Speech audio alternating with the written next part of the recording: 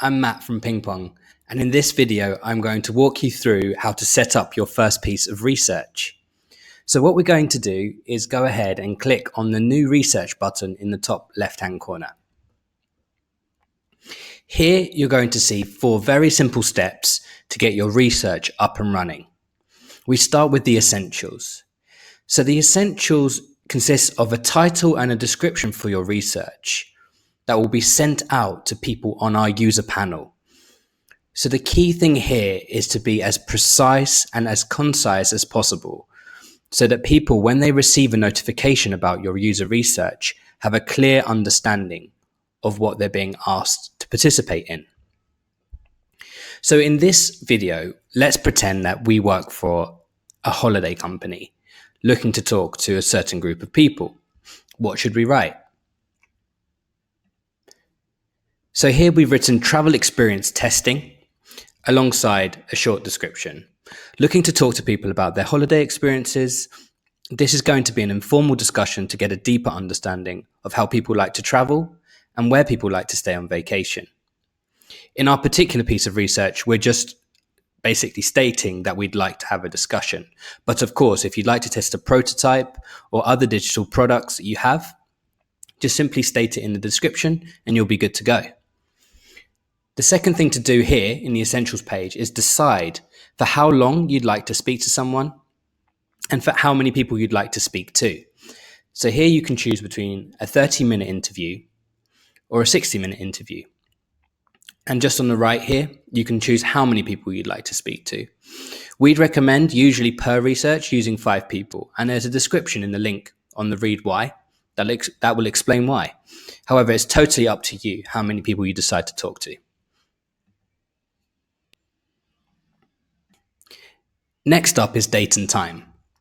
Now, date and time, although it sounds very simple, has some cool features attached to it. The main one being that you can integrate your calendar with PingPong so that we can schedule your appointments, your tests for you without you having to be involved. All you'll need to do here is select the time and the date that you're available. So for example, here on the 13th of June, you can select the time. So let's say that we're available to do our research between the hours of 10 and 2. And perhaps we want to add another date here too. So let's say the following week on a Thursday. And this time we'll schedule it more in the afternoon. So between 2 and 6. And you can do this for as many days as you'd like. And once you've done that, we, like I said, will schedule the appointments for you.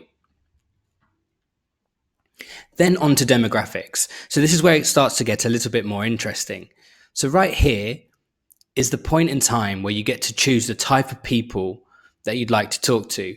So these filters will filter our user base, our user panel, to identify who you're able to talk to directly on our platform.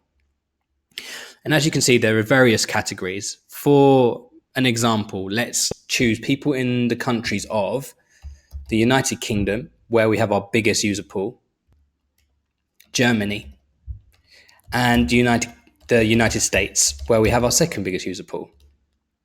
As we have a global user panel, you're able to drill into people from all over the world and identify them via their gender, their age, even the kind of job that they do. It's really down to you. So let's say on this one, we select that we want to talk to someone between the ages of 18 and 35.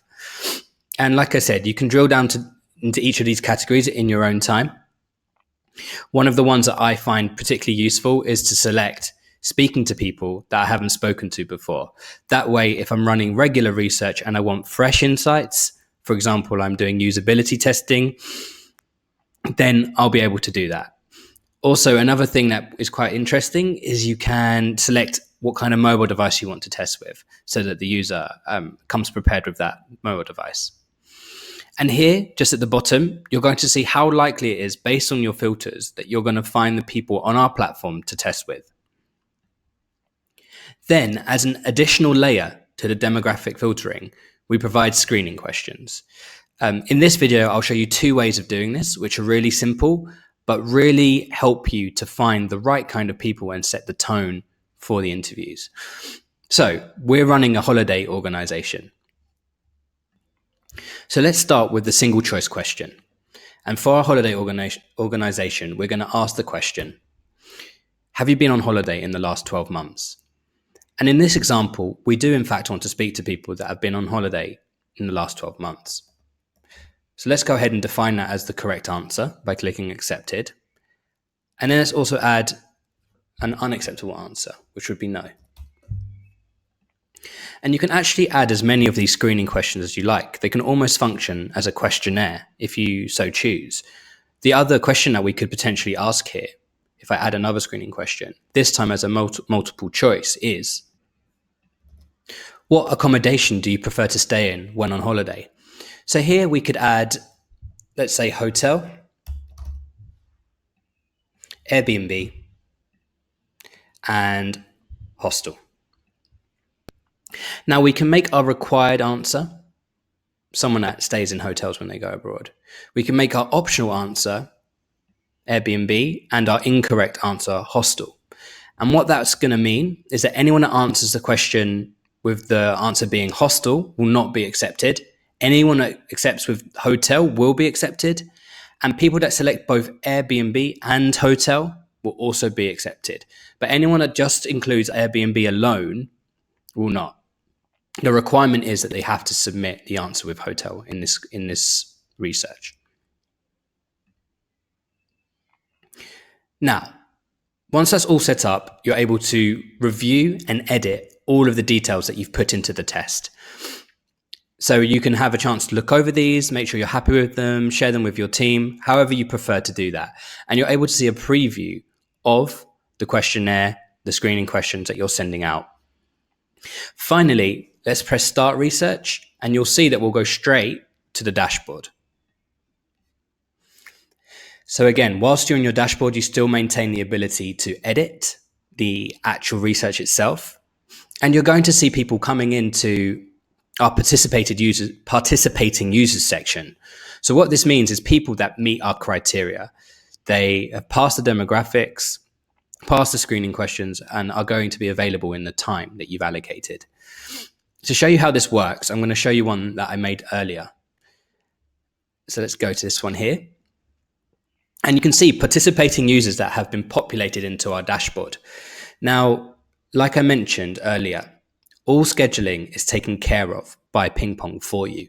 However, sometimes people want to drill into which users are going to be spoken to in the test. Now, if we had selected 5 users for the research, you might have noticed here that we actually have 60 people that are up for being on the research. So we can drill into people, we can see what they're all about. Even though they've passed the screening questions and demographics, you still have the option to uninvite them. However, if you don't want to deep dive into the people that are being onboarded and for your research, you can quite simply sit back and we'll schedule the sessions for you. So if we look here at Kimberly, she's been scheduled to do a piece of research with us at 3 p.m. And finally, once you've scheduled your sessions, if you open up PingPong 5 minutes before your session is due to begin, there will be a button right next to the credits, which will allow you to enter the conversation with the tester. The session, whether it's 30 minutes or 1 hour, will only begin once the tester has entered the conversation. So you can sit back and wait for them to arrive. In each test, you will have the allocated time plus a grace period. So what this means is that you can talk in a 30-minute test for 30 minutes, but towards the end of that 30 minutes, we'll give you a countdown for an additional 10 minutes to wrap up a conversation. So all in all, with a 30-minute session, you'll be getting a 40-minute interview. However, at the very end of the 40 minutes, the call will then cut out. So just remember that the test itself starts when the tester arrives. If they arrive at 3:05 for a 3 p.m. test, no worries. We'll start it at 3:05, give you the full half an hour. So your test will end at 35 minutes past, plus an additional 10 minutes as a grace period. So really and truly, it will end at 3:45. That's how you set up your research. It's been a pleasure.